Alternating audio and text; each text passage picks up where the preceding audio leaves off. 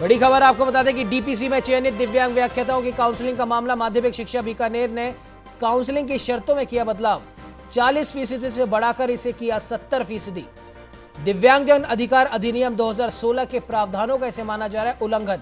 विशेष योग्यजन उपायुक्त ने लिया इस पूरे मामले में संज्ञान। माध्यमिक शिक्षा बीकानेर से मांगा जवाब।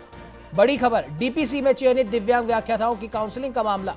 माध्यमिक शिक्षा बीकानेर ने काउंसलिंग की शर्तों में किया बदलाव। 40% से बढ़ाकर इसे किया गया है 70%। दिव्यांगजन अधिकार अधिनियम 2016 के प्रावधानों का बताया जा रहा है उल्लंघन। विशेष योग्यजन उपायुक्त ने लिया इस मामले का संज्ञान।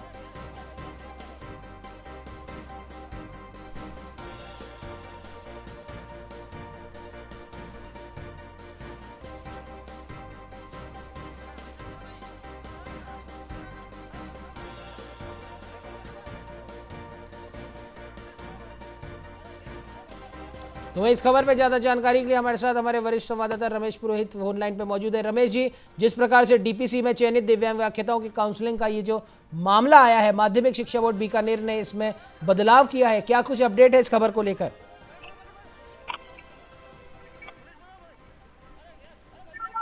जी रमेश जी, आवाज सुन पा रहे हैं आप मेरी? जी उमंग, आवाज आ रही है आपकी? जी, क्या कुछ अपडेट है इस ब्रेकिंग पर? दिव्यांगों का जो मसला है वो एक अलग तरह का है, लेकिन डीपीसी जो है क्या शिक्षा विभाग बीकानेर की ओर से, माध्यमिक शिक्षा बीकानेर की ओर से एक जो है दिव्यांगों की जो क्राइटेरिया होता है, कैटेगरीज होती है, उसमें उन्होंने संशोधन किया। 40% की जगह पे इन्होंने जो है डीपीसी में 70% दिव्यांग के मामले को लेकर के कोई लेटर जारी हुआ था इसमें, और इस मामले को लेकर के जो है काफी चर्चा में है। ये कारण ये है कि जो इनकी शर्त है डीपीसी में वो है कि 40% दिव्यांग जो है अभ्यर्थी वो शामिल हो सकते हैं, लेकिन इसमें निदेशालय की ओर से जो परिपत्र जारी किया गया है उसमें उन्होंने 40% की जगह पे 70% दिव्यांगता को जो है काउंसलिंग के लिए बुलाने की बात कही गई है।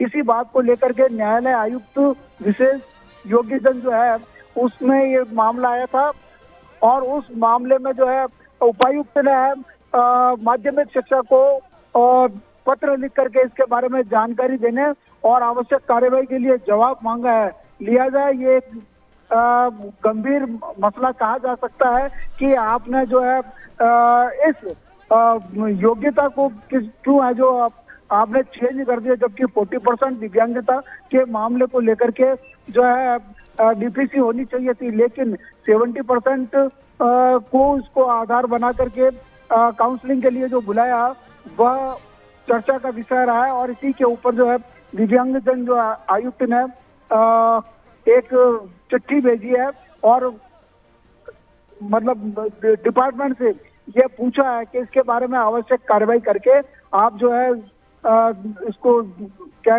जवाब पेश करें।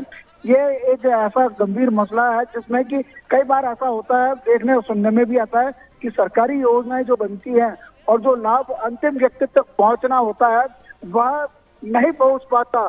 कारण ये कि अब 40% की जब सरकारी गाइडलाइंस के अनुसार दिव्यांगता को पैमाना माना गया है, तो 70% को जो है एक्सटेंड करना, ये कहाँ हुई चूक और किसने की, यह भी एक जांच का विषय हो सकता है। लेकिन उपायुक्त ने जो जानकारी मांगी है उसमें उन्होंने जवाब मांगा है कि इस तरह की ये जो बदलाव किया गया है उसके ऊपर आप आवश्यक कार्रवाई करके जवाब दे रहे। जी चलिए, जी बिल्कुल रमेश जी, इस खबर पे तमाम जानकारी देने के लिए आपका बहुत बहुत धन्यवाद।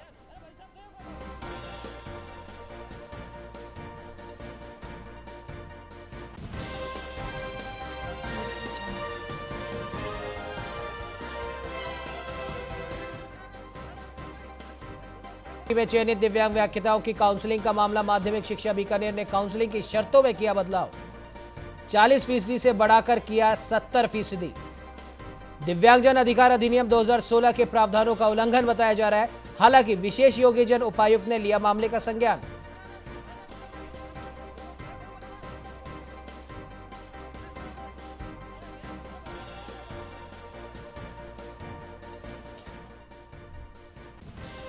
तो वहीं इस खबर पे ज्यादा जानकारी के लिए हमारे साथ हेमंत गोयल जी जुड़ चुके हैं, अध्यक्ष दिव्यांग अधिकार महासभा के। हेमंत जी, बहुत बहुत स्वागत है न्यूज इंडिया में। जी धन्यवाद। हेमंत जी, क्या कुछ मामला है, आपसे समझना चाहेंगे और अब आगे क्या कुछ इसमें किया जाएगा? देखिए, स्कूल व्याख्याताओं की जो डीपीसी हुई जी, और डीपीसी में जिन दिव्यांग अधिवक्ता व्याख्याताओं को सेलेक्ट किया, उनकी काउंसलिंग माध्यमिक शिक्षा निदेशालय बीकानेर को की जानी थी जी, लेकिन दुर्भाग्यपूर्ण उन्होंने क्या किया कि उस काउंसलिंग में 70% या इससे अधिक विकलांगता वाले दिव्यांग व्याख्याताओं को उन्होंने बुलाया। तो हमारा ये मानना है कि चूंकि दिव्यांग अधिकार अधिनियम की परिभाषा के अनुसार 40% या उससे अधिक की विकलांगता जिनकी होती है, उनको दिव्यांगता की श्रेणी में रखा जाता है। तो इसके बारे में जब हमने विशेष योगदान उपायुक्त के यहाँ पर इसकी शिकायत करी, तो उन्होंने भी माध्यमिक शिक्षा निदेशालय को पत्र लिखा और उनको पूछा कि आपने दिव्यांगता की परिभाषा कैसे बदल दी।